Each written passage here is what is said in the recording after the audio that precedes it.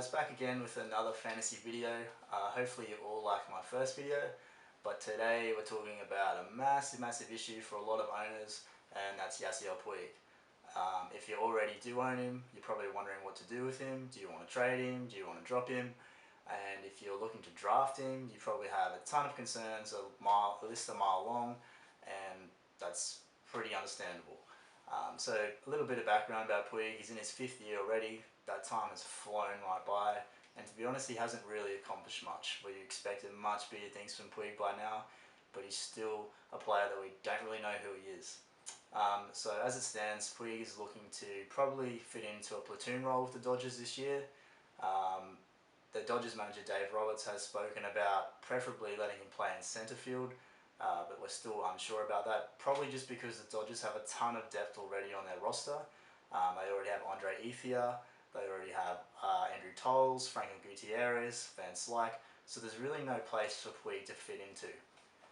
So as I said, that leaves a lot of fantasy owners a little bit doubtful about if they can get any value out of him at all, and if he's going to be the superstar that we all expected him to be.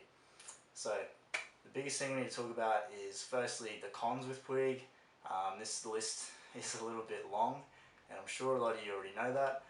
But the first thing with Puig is, can he play a full season? He's had a lot of hamstring issues already. He's had a lot of off-field issues already.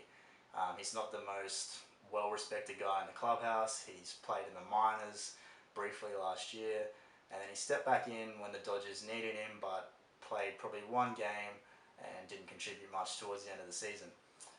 So the reason the Dodgers and everyone else probably has a lot of doubts about Puig is just because he's not hitting the ball like he used to. There's been a lot of comparisons, I guess. Puig to McCutcheon, Puig to Ricky Henderson.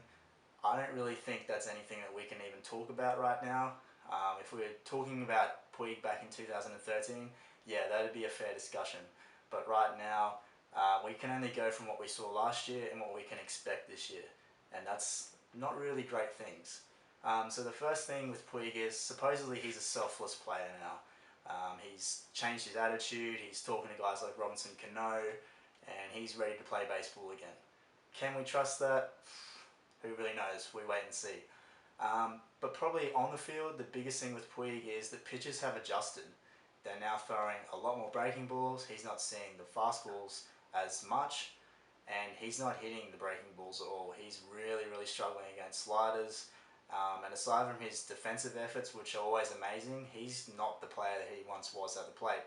So the biggest thing with Puig is he hit 11 home runs last year, he had 45 RBIs, he had 5 stolen bases, and he had a 263 average. Pretty low for a power guy. We'd all expect a lot more. The biggest thing though is the strikes. Puig is striking out a lot. He's seeing the slider only 19% of the time, which is pretty low, but he managed to swing at it 88% of the time, and he's swinging at it down and inside the plate, which isn't really an area where we would expect a power hitter like Puig to continue to strike out month after month. The strikeouts are coming in every occasion too. When he's behind in the count, 0-1, 0-2, he's striking out 46 times last year. Another massive number to talk about is the amount of times Puig is swinging at a ball outside of the zone, which is 30.8%. That's a really high number that continues to soar for him, and it's not really something that fantasy owners or even just anyone in baseball in general wants to see. By far the biggest thing with Puig though, and this is my biggest concern, is Puig's hard hit rate was once up here and it's now down here, and his soft ball rate was once down here and it's now up here. It continues to fluctuate and it's only getting worse. His soft ball rate was 20.5% last year. His hard ball rate was 31.2%. I know there's a difference, but they're both going in opposite directions. So simply put, can you rely on Puig? So this is where we talk about the pros. Puig's lost weight. Like I said, he's apparently got a newfound attitude. He's a zen player now. And probably he comes at a really low price for anyone in fantasy. He's going to be draftable really late. Probably not going to be playing him every day. He's just simply someone that's there for depth. The other pros with Puig would be his at-bats. He's expected to see a lot more at-bats this year if he does stay out of trouble. He only had 334 last season, which is a number that's a result of his troubles off the field. But even if he sees only 400 this year, it'd be a little bit of improvement. It still won't massively fluctuate his stats upwards, but it's something that we can sort of rely on a little bit more. The reason he will get at-bats is because the Dodgers want someone that can hit righties, and that's Puig. The funny thing is though, Puig's actually hitting lefties and righties nearly equally as good, which is a number that we all need to keep an eye on. He's got a 265 average against righties and a 261 average against lefties, so there's not much of a difference there. It just needs to go up a little bit for him to have a little bit more value. One of the other things that I think would really benefit Puig would be batting later in the order, like in the 6th or 7th spot.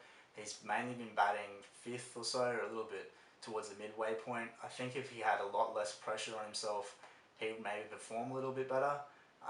And I think the other thing that is a massive pro for Puig is his walk rate. It's now 6.5%, and he walked 24 times last year. He needs to work on his plate discipline, not striking out on any of those breaking balls in a stupid kind of manner. So, what is Puig's ceiling?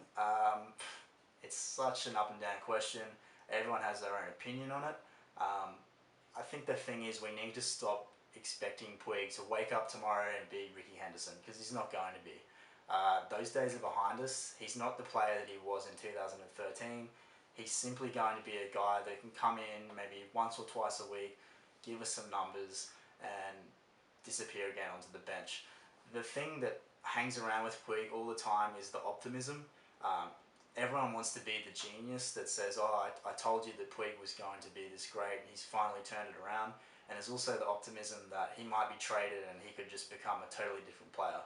Until any of that happens, all we have right now is a guy that's a platoon player for the Dodgers and probably isn't going to play every night. So the thing that I would worry about is if Puig has lost weight, does that affect his timing and his swing? That's another thing that we wait and see. But he does have a 314 average with men on base. So if he does bat later in the lineup and he's in a situation where he can hit for a couple of RBIs, I think he's pretty much money. In terms of numbers though, his ceiling is probably still a little bit low for what a lot of people would like. It's 20 home runs, 60-ish RBIs, 270 to 280 average. It all depends on how many at-bats he gets. If he has around 430 at-bats, that might be a little bit higher. But right now, I just don't see that happening. So what do you guys think? Do you think Puig is still one of the best players with such raw talent that we just need to draft him and almost stash him still, even though he's in his 5th year? Or should we just cut ties with Puig and not worry about him anymore? Leave me a comment below, follow me on Twitter, and as always, let me know if there's any feedback or any criticism that I could fix on these videos. I'd really appreciate it.